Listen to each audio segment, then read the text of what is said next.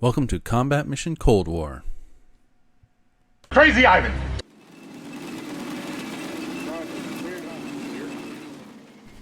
It started as a typical small-sized meeting engagement between two first-time Cold War players on a small map.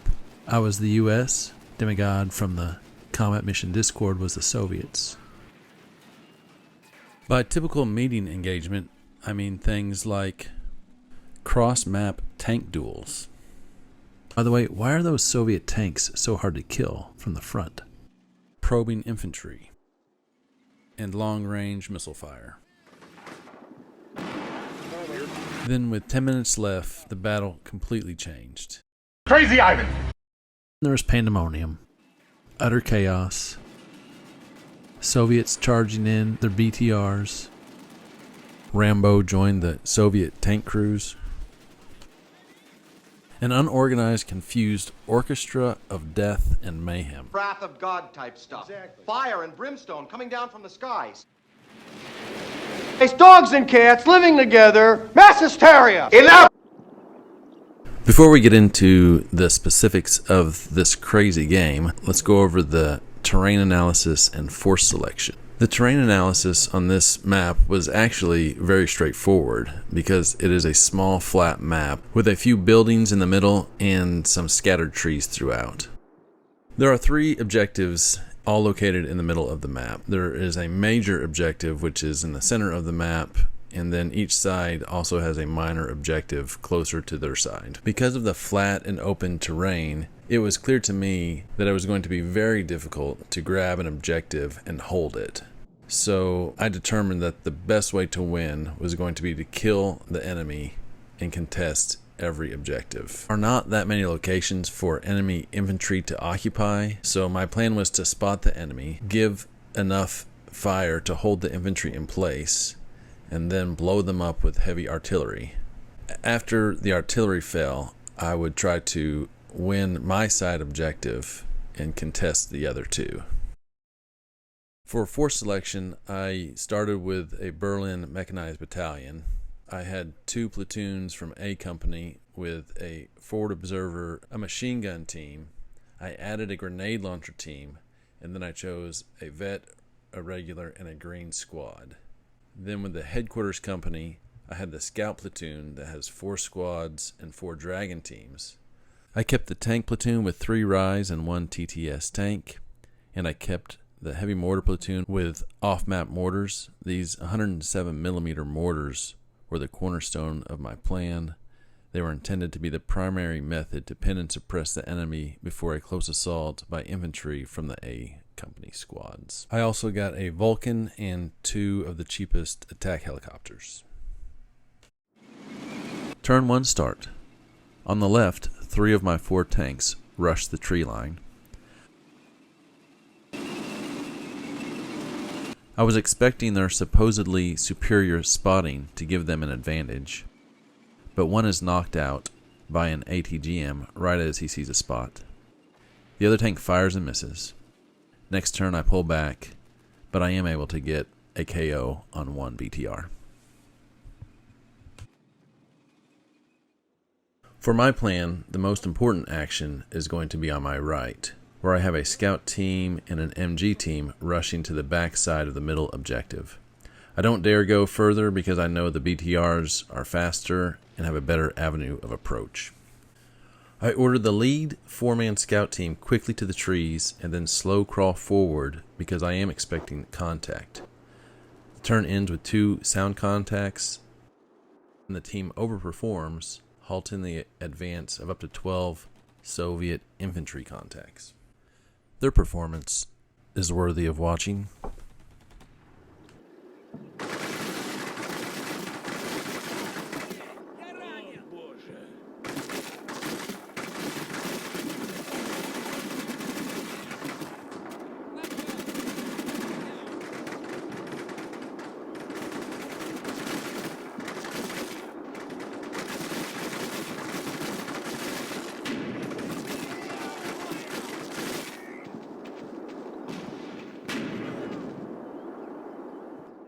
Despite causing a couple of casualties, I am very worried about getting overrun.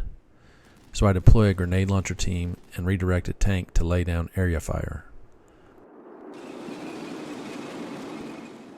The tank is not able to land shells anywhere close.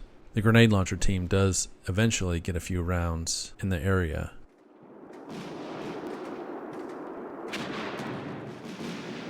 I also give a fire plane to my heavy mortars. It is a 5-minute call-in time, so I need to hold the Soviet infantry in place. And in a stroke of bad luck, the first 2 spotting rounds land exactly on target. So DG quickly adjusts the majority of his force to the middle of the map. The next 4 turns are best viewed from overhead at fast speed. I use my Jeeps and the M113 to quickly concentrate my infantry forces, as well as move the tanks and the Vulcan into better position to support the assault. You can see I'm concentrating forces in preparation for the artillery to fall. DG was able to shift the majority of his infantry before the fire for effect begins. As soon as the artillery stops, I assault in force with suppressive fire as well.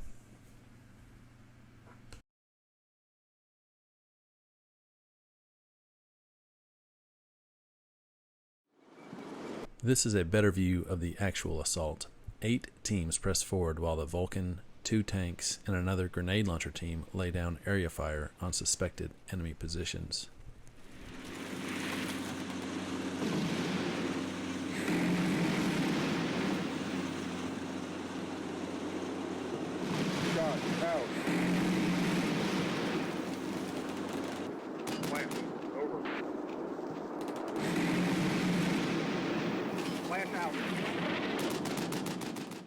The advance succeeds with almost no casualties.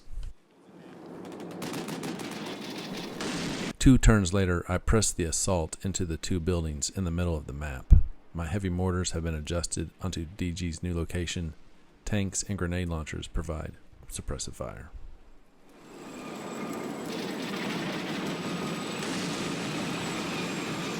Shot over.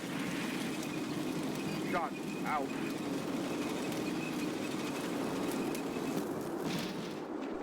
A team makes it into the first house and captures some Soviets.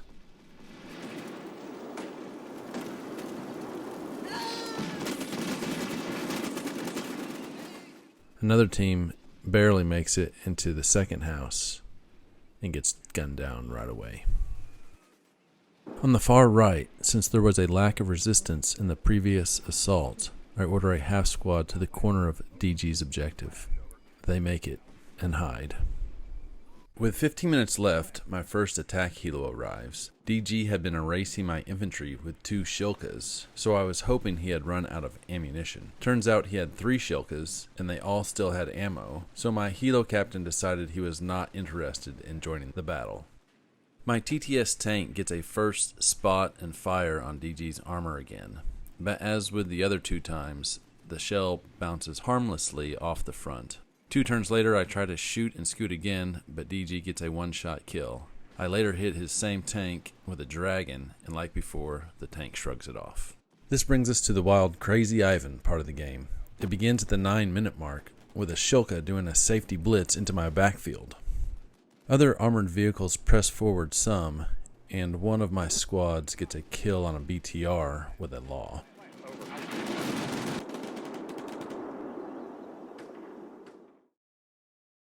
On my left, I have a platoon and fire support ready to close assault DG's troops that are holding the middle objective. I was using the middle tank to pin the infantry in place while waiting for 81mm mortars to fall, which I forgot to include in my force selection slide.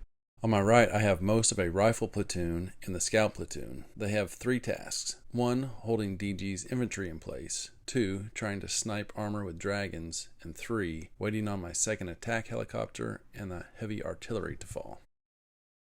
Little did I know that at the end of this turn, the Shilka was out of ammo and was just a diversion. Turn 8 would bring DG's tanks and BTRs down all 3 lanes, causing havoc and disrupting all sense of order, and turn this into a real knife fight. There's no good way for me to capture all the confusion, destruction, and fun that happened over the next 8 minutes, but I will do my best and start on my left. 2 BTRs speed down my left, but a couple of laws and a dragon from hidden squads end this threat. Shot out. The most damage was done by a Russian Rambo charging and panicking a half squad before he is gunned down. The middle has the best Wave 1 Crazy Ivan action. I attempt to retreat my T-60 to safety while a tow team turns and very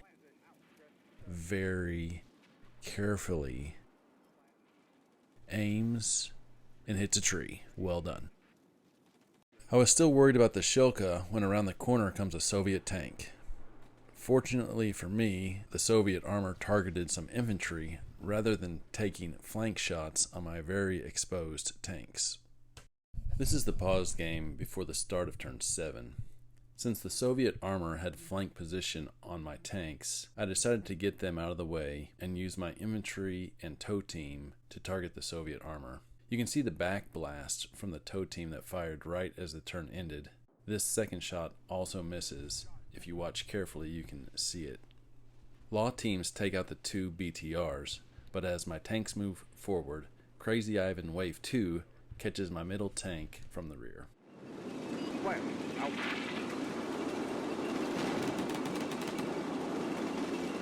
At attack position.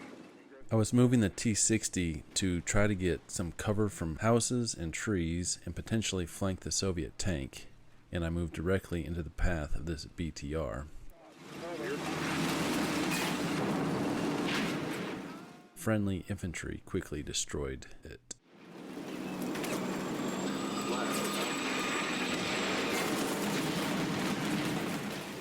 Another angle of 2 BTRs getting taken out by laws. And then the tow team finally scores a hit and takes out the Soviet tank. Wave 2 on the right, a BTR tries to flank my right T-60, but the T-60 spots and kills it first. The BTR did panic a team, which was then killed indirectly by the BTR when its ammo exploded. I do love how CM models secondary explosions. To add to the chaos, my attack helicopter finally arrives and spends the next 7 turns blasting any Soviet it can see. It was fantastic and glorious to watch. On my left, infantry take out a few more BTRs with dragons and laws.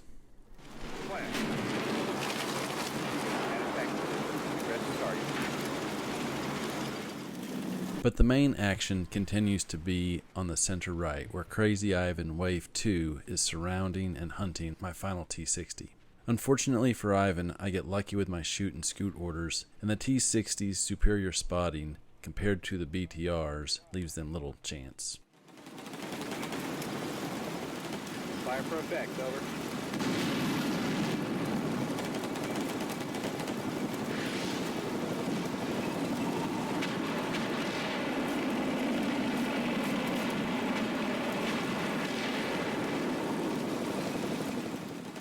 This is the opening scene, which still makes me laugh and inspired the Crazy Ivan name. It is wild how many Soviet anti-tank assets can't manage to score a hit on the T-60, despite many, many attempts.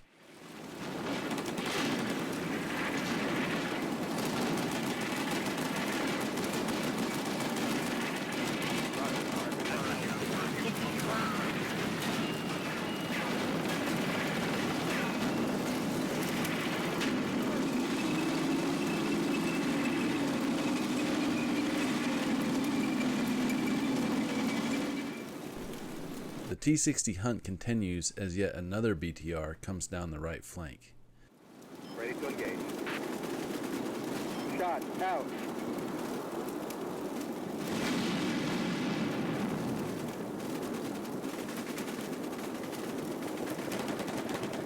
Over. But it can't hold a spot on the T-60, and the BTR is eventually killed by the tow team.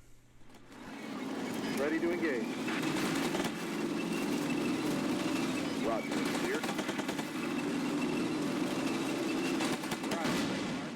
That BTR kill was functionally the end of the game, but at the last minute I finally got fire for effect on my 107mm mortars, and it is just too fun not to show a friendly artillery and close air support barrage to close out the game.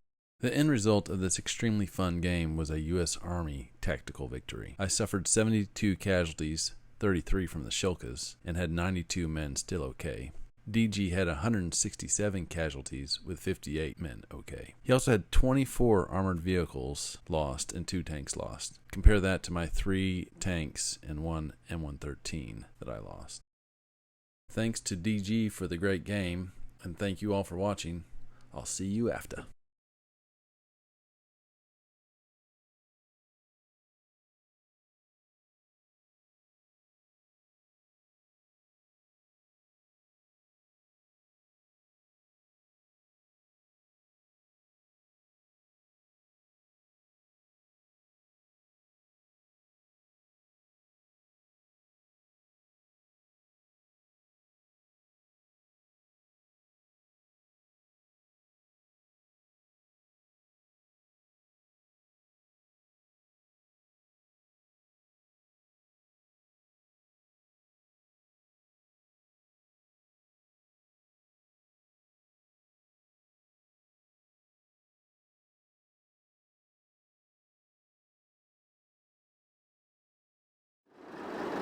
I'm a gene.